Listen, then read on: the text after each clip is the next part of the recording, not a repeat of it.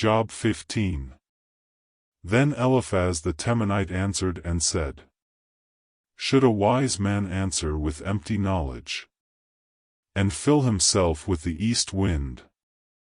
Should he reason with unprofitable talk, or by speeches with which he can do no good? Yes, you cast off fear, and restrain prayer before God.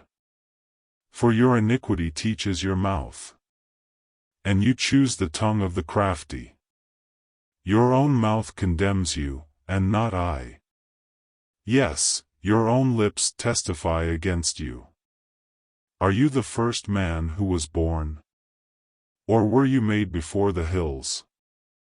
Have you heard the counsel of God? Do you limit wisdom to yourself? What do you know that we do not know? What do you understand that is not in us? Both the gray-haired and the aged are among us, much older than your father. Are the consolations of God too small for you, and the word spoken gently with you? Why does your heart carry you away? And what do your eyes wink at? That you turn your spirit against God, and let such words go out of your mouth. What is man, that he could be pure? And he who is born of a woman, that he could be righteous? If God puts no trust in his saints, and the heavens are not pure in his sight, how much less man, who is abominable and filthy, who drinks iniquity like water? I will tell you, hear me. What I have seen I will declare. What wise men have told, not hiding anything received from their fathers, to whom alone the land was given, and no alien passed among them. The wicked man writhes with pain all his days, and the number of years is hidden from the oppressor. Dreadful sounds are in his ears. In prosperity the destroyer comes upon him. He does not believe that he will return from darkness, for a sword is waiting for him. He wanders about for bread, saying, Where is it? He knows that a day of darkness is ready at his hand. Trouble and anguish make him afraid. They overpower him, like a king ready for battle. For he stretches out his hand against God, and acts defiantly against the Almighty, running stubbornly against him with his strong, embossed shield, though he has covered his face with his fatness, and made his waist heavy with fat. He dwells in desolate cities, in houses which no one inhabits, which are destined to become ruins. He will not be rich, nor will his wealth continue, nor will his possessions overspread the earth. He will not depart from darkness. The flame will dry out his branches, and by the breath of his mouth he will go away. Let him not trust in futile things, deceiving himself, for futility will be his reward. It will be accomplished before his time, and his branch will not be green. He will shake off his unripe grape like a vine, and cast off his blossom like an olive tree. For the company of hypocrites will be barren, and fire will consume the tents of bribery. They conceive trouble and bring forth futility. Their womb prepares deceit. Job 16. Then Job answered and said, I have heard many such things. Miserable comforters are you all. Shall words of wind have an end? Or what provokes you that you answer? I also could speak as you do. If your soul were in my soul's place, I could heap up words against you, and shake my head at you. But I would strengthen you with my mouth, and the comfort of my lips would relieve your grief. Though I speak, my grief is not relieved. And if I remain silent, how am I eased? But now he has worn me out. You have made desolate all my company. You have shriveled me up. And it is a witness against me. My leanness rises up against me, and bears witness to my face. He tears me in his wrath, and hates me. He gnashes at me with his teeth. My adversary sharpens his gaze on me. They gape at me with their mouth. They strike me reproachfully on the cheek. They gather together against me. God has delivered me to the ungodly, and turned me over to the hands of the wicked. I was at ease, but he has shattered me. He also has taken me by my neck, and shaken me to pieces. He has set me up for his target. His archers surround me. He pierces my heart and does not pity. He pours out my gall on the ground. He breaks me with wound upon wound. He runs at me like a warrior. I have sewn sackcloth over my skin, and laid my head in the dust. My face is flushed from weeping, and on my eyelids is the shadow of death. Although no violence is in my hands, and my prayer is pure. O earth, do not cover my blood, and let my cry have no resting place. Surely even now my witness is in heaven, and my evidence is on high. My friends scorn me. My eyes pour out tears to God. Oh, that one might plead for a man with God, as a man pleads for his neighbor. For when a few years are finished, I shall go the way of no return. Job 17. My spirit is broken. My days are extinguished. The grave is ready for me. Are not mockers with me? And does not my eye dwell on their provocation? Now put down a pledge for me with yourself. Who is he who will shake hands with me? For you have hidden their heart from understanding. Therefore you will not exalt them.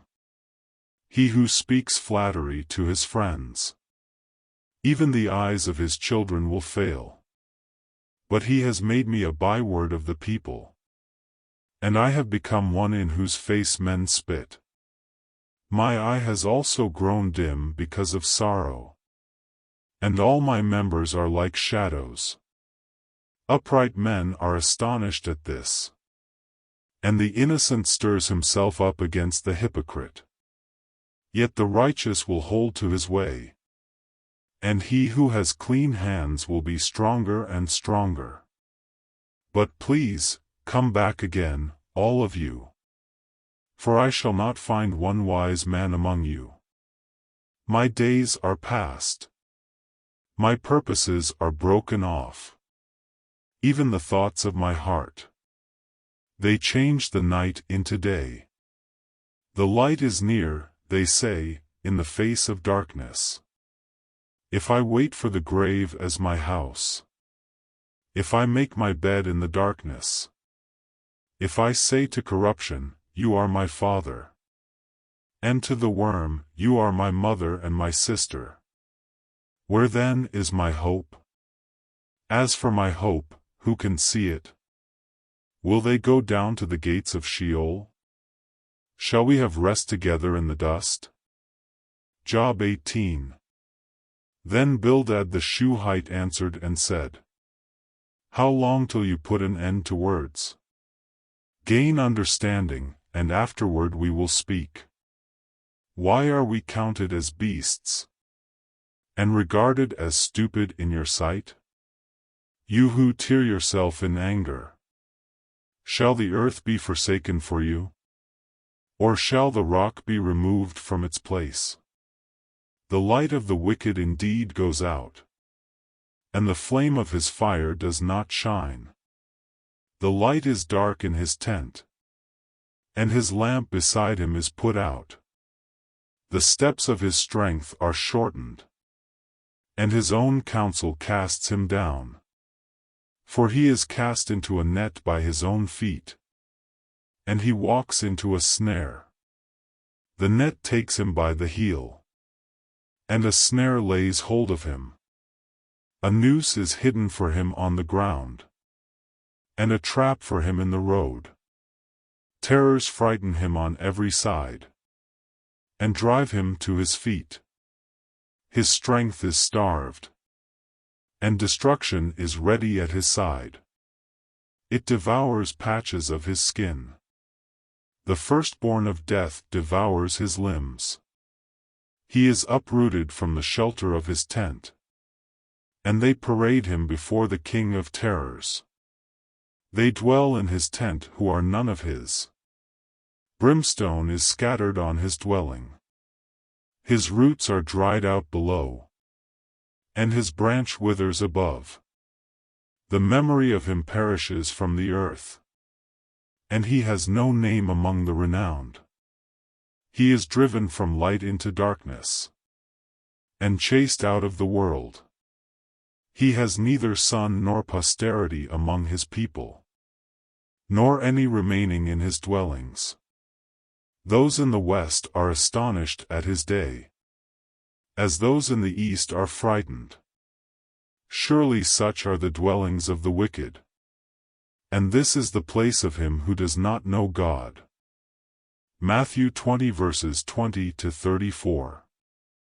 Then the mother of Zebedee's sons came to him with her sons, kneeling down and asking something from him. And he said to her, "What do you wish?" She said to him, "Grant that these 2 sons of mine may sit, one on your right hand and the other on the left, in your kingdom." But Jesus answered and said, "You do not know what you ask. Are you able to drink the cup that I am about to drink, and be baptized with the baptism that I am baptized with?" They said to him, "We are able." So he said to them, "You will indeed drink my cup, and be baptized with the baptism that I am baptized with, but to sit on my right hand and on my left is not mine to give, but it is for those for whom it is prepared by my Father." And when the 10 heard it, they were greatly displeased with the 2 brothers. But Jesus called them to himself and said, "You know that the rulers of the Gentiles lord it over them, and those who are great exercise authority over them. Yet it shall not be so among you, but whoever desires to become great among you, let him be your servant. And whoever desires to be first among you, let him be your slave, just as the Son of Man did not come to be served, but to serve, and to give his life a ransom for many." Now as they went out of Jericho, a great multitude followed him. And behold, 2 blind men sitting by the road, when they heard that Jesus was passing by, cried out, saying, "Have mercy on us, O Lord, Son of David." Then the multitude warned them that they should be quiet, but they cried out all the more, saying, "Have mercy on us, O Lord, Son of David." So Jesus stood still and called them, and said, "What do you want me to do for you?" They said to him, "Lord, that our eyes may be opened." So Jesus had compassion and touched their eyes. And immediately their eyes received sight, and they followed him. Psalm 17 verses 13 to 15. Arise, O Lord. Confront him, cast him down. Deliver my life from the wicked with your sword. With your hand from men, O Lord. From men of the world who have their portion in this life, and whose belly you fill with your hidden treasure. They are satisfied with children, and leave the rest of their possession for their babes. As for me, I will see your face in righteousness. I shall be satisfied when I awake in your likeness.